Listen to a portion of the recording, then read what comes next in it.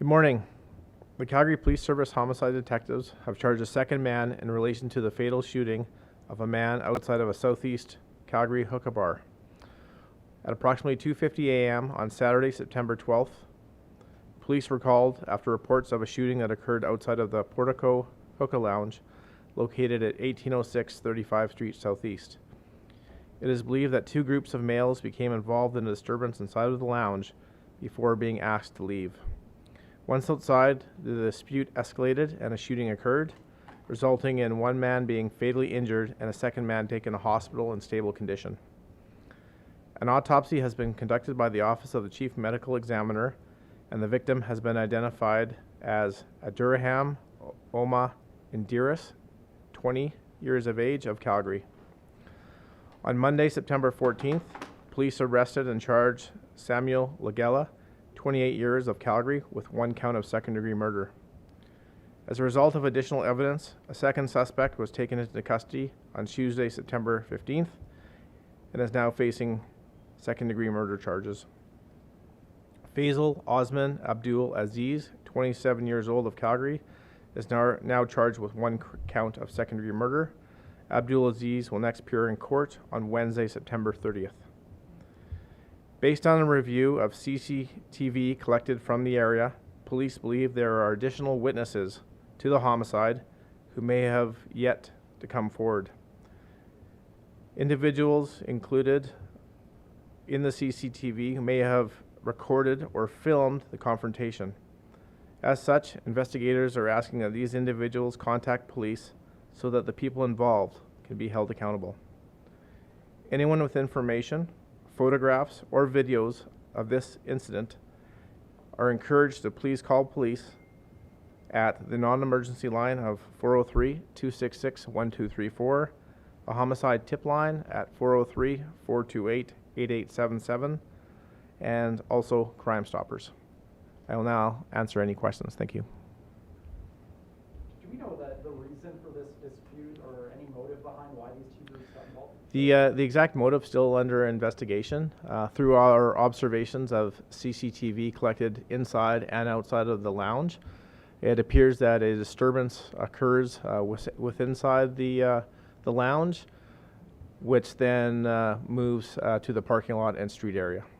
Where did the shooting exactly happen? Was it in the parking lot or the street? Do we know that? The shooting occurred on the street directly in front of the lounge. These suspects, were they previously known to police? I know Lugela is the brother of Nelson Lugela. Both suspects are known to police. Did they know each other? The two suspects? Were they friends with each other? Yes. Okay. And they were both acting together in the homicide, and that's why they both have been charged. What exactly was on that video that led you to charge this second suspect? Any description of an altercation that you can outline for us that you can point to? Certainly, through hours and hours of video that have been collected, certainly the evidence that was needed to lay two charges of first-degree murder have been collected, and obviously the investigation continues. We know that the disturbance involved approximately 24 individuals in the parking lot, and we're still working through our investigation, and we'll certainly be doing our best to hold every single person accountable for their roles.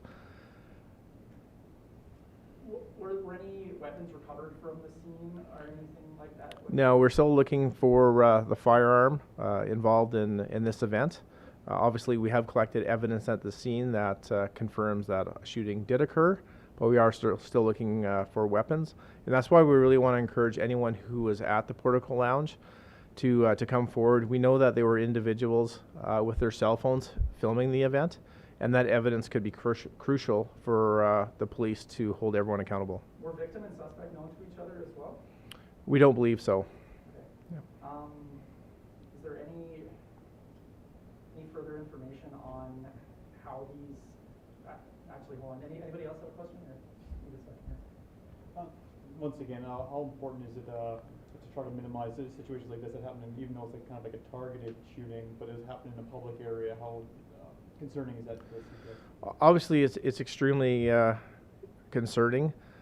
The level of firearms in our city is at an extremely high level, and as we have seen in this event, a minor altercation, disturbance, disagreement led to a person losing their life.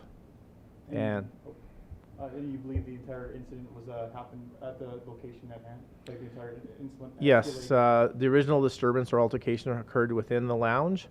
Then that moved into the parking lot street area in front, where the victim was shot to death. Was this drug or gang related, or can we point to that as well? No, the motive for this homicide is obviously still being investigated, but right now we believe that it was caused by a minor disturbance or disagreement that occurred inside the lounge that led to the death of our victim. Is there any vehicle descriptions that you might be releasing in relation to the shooting? We managed to identify a number of vehicles that were there through CCTV and obviously the license plates.